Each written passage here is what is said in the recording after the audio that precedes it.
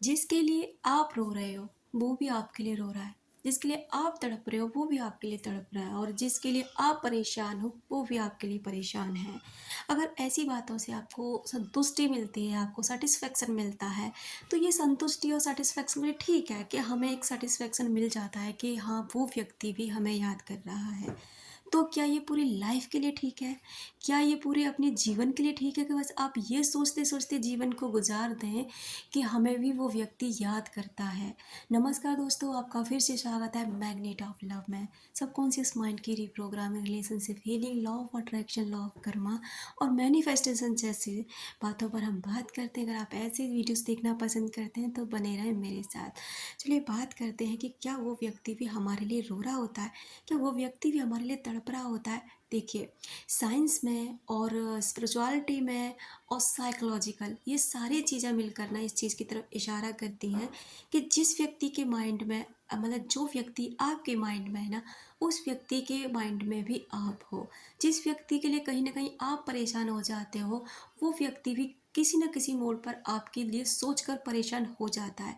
लेकिन अगर आप यही सोच कर ना अपना जीवन गुजारने वाले हैं, यही सोचते सोचते ना अपनी पूरी ज़िंदगी को दांव पे लगा रहे हैं, अपनी सक्सेस को दांव पे लगा रहे हैं, अपने सारे रिश्तों को दांव पे लगा रहे हैं, तो यहाँ ना अब आपको संभलने की और समझने की ज़रूरत है। क्योंकि ऐसी चीज़ें देख देख कर ना आप अपने आप को एक संतुष्टि दे सकते हैं कि हाँ ठीक है भाई, वो बंदा भी याद करता है, करती है, जो भी आपके साथ रहा। लेकिन अब वो व्यक्ति आपसे दूर जा चुका है। इस चीज़ को भी स्वीकार करने की कोशिश कीजिए, इस चीज़ को समझिए कि अगर उसे इतना प्यार आपसे होता तो वो आपको रुलाता ही क्यों?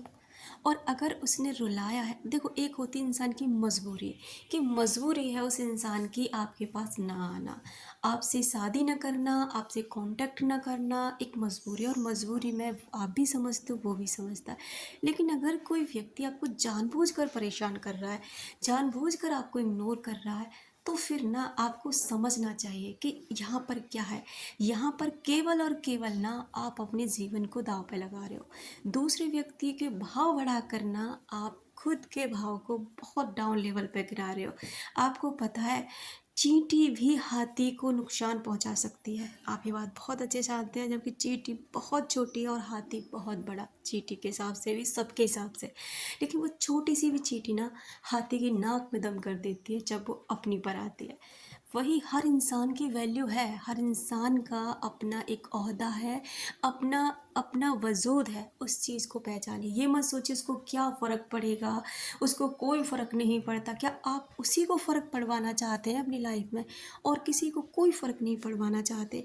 देखिए, ये बात तो मैं आपको यहाँ गारंटी से बता सकती हूँ कि जिस व्यक्ति के लिए ना आप परेशान होते हैं, मतलब परेशान का नेगेटिव नहीं, अगर नेगेटिव होकर सोचते हैं, कोई फ़र्क नहीं पड़ता, कोई एनर्जी काम नहीं करती और नेगेटिव एनर्जी ही उस व्यक्ति के पास पहुंचेगी। लेकिन वहीं आप पॉजिटिव होकर ना उस व्यक्ति को फील करते हैं, उस व्यक्ति के बारे में सोचते हैं पॉजिटिव, उसके पास में अफर्मेशंस भेजते हैं, वाइब्रेशन भेजते हैं, वो चीज़ें वर्क करती हैं। जिस दिन आप लॉ ऑफ अट्रैक्शन को समझ जाते हैं, जिस दिन आप इन चीज़ों को समझ जाते हैं, उस दिन ना आपकी लाइफ चेंज होने लग जाती है।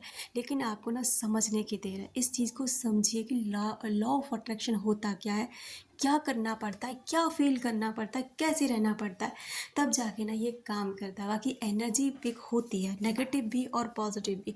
लेकिन मैं आपको ये भी बताना चाहूँगी कि ऐसी चीज़ों में फंस कर ना आप अपना जीवन बिल्कुल भी बर्बाद मत कीजिए। अगर उस बंदे को इतना ही फ़र्क पड़ता, आपको कभी रोने नहीं देता, उस बंदी को इतना ही फ़र्क पड़ता ना, तो आपको कभी परेशान नहीं होने देता।